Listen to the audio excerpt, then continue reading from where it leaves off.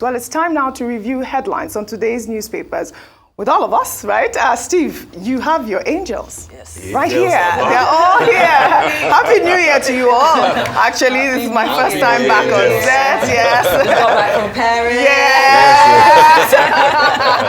Ushering in the new Champs-Élysées. Champs-Élysées. Well done, all of you. All right.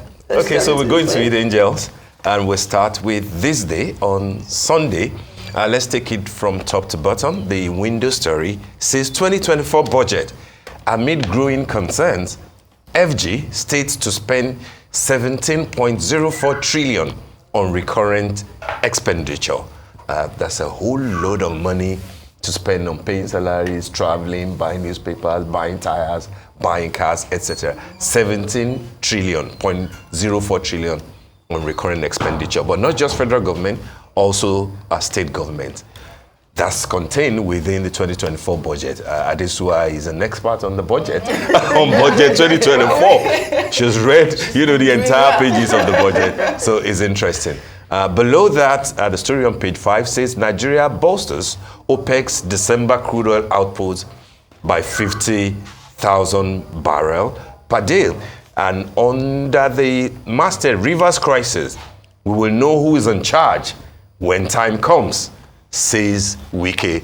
I thought that there was peace in Rivers, but it looks like it's peace of the graveyard, isn't it?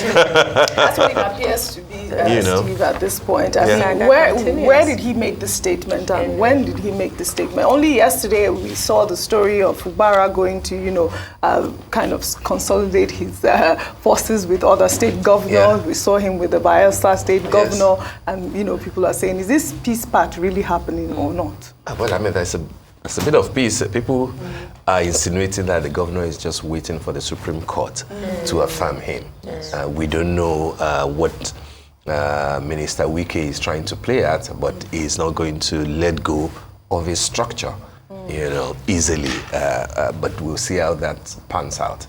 But from what he said, this was yesterday, by the way, it shows clearly that if the peace won't be in his favor, it won't be peace to him, But let's see how it goes.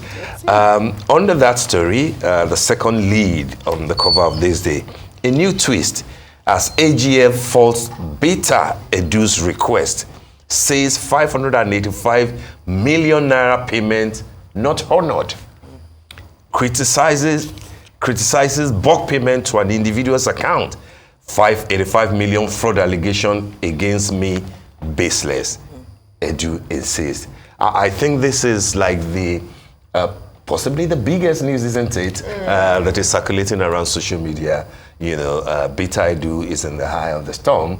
To me, it looks not just about the propriety of paying into individuals' account for vulnerable people, but it looks to me like there's a bit of a legal twist to it.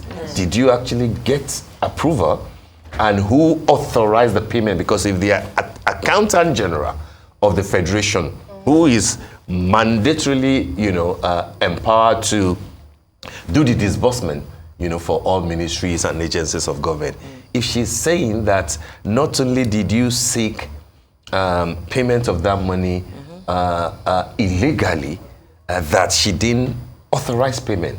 Yes. What therefore could have happened? Well, the thing is, even the AGF, she's actually saying that such payments are usually disbursed by the affected ministries. It's not from her department that those funds will be dispersed. But Beta Edu's assistant on media and publicity actually said that they followed due process. And the AGF here is saying that she received the request, but turned it down. Exactly. Yeah. That's what I'm saying. Where are we? Yes, I mean, when we look at it, the transfer in itself it contravenes various sections of Nigeria's Financial Regulation Act, which is meant to curb corruption in the first place.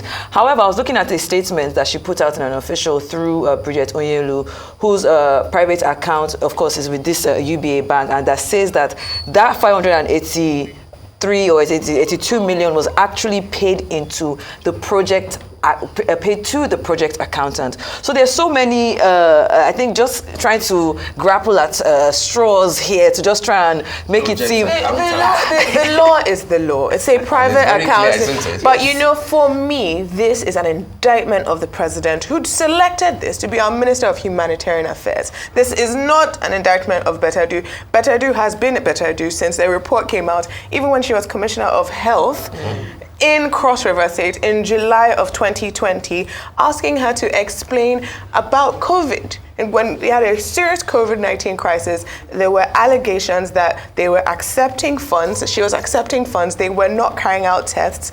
And even a representative of Cross River actually died in June of 2020 from COVID.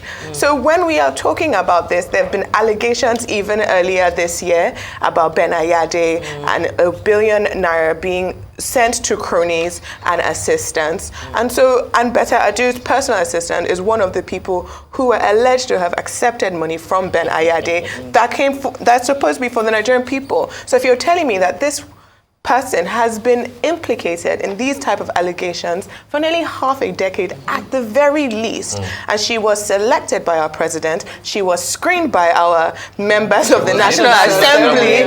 Yes, and she was accepted to be the Minister of Humanitarian Affairs. Let's not forget it is an indictment of the whole system. Let's not forget that this in itself adds another layer to the ongoing EFCC investigation, to the suspension. To our predecessor. Exactly. So it's like the whole ministry in itself is... She did not turn up for her questioning because she was ill. She called in sick. But we need to hear from Betta Adu, not from proxies. No, she's been talking. We need through proxies, but we need to hear her actually break down where these funds were transferred, why these funds did not follow due process. The matter is not going to die, anytime soon, and she's got a lot of explaining to do. Right, a lot. Frankly speaking, Can you quickly go through given the background that Adisu has just given, I think that she's better be prepared. She has to She's better be I mean, prepared. she owes Nigerians a lot of.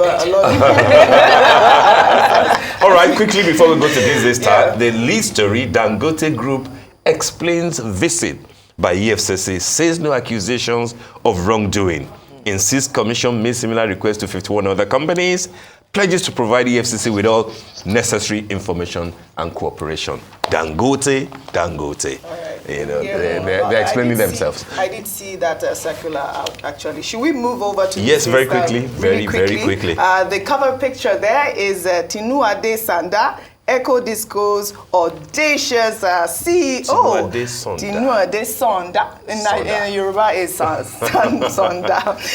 She is the first female managing director and CEO of Echo Electric Distribution Firm, Nigeria's largest power distribution firm.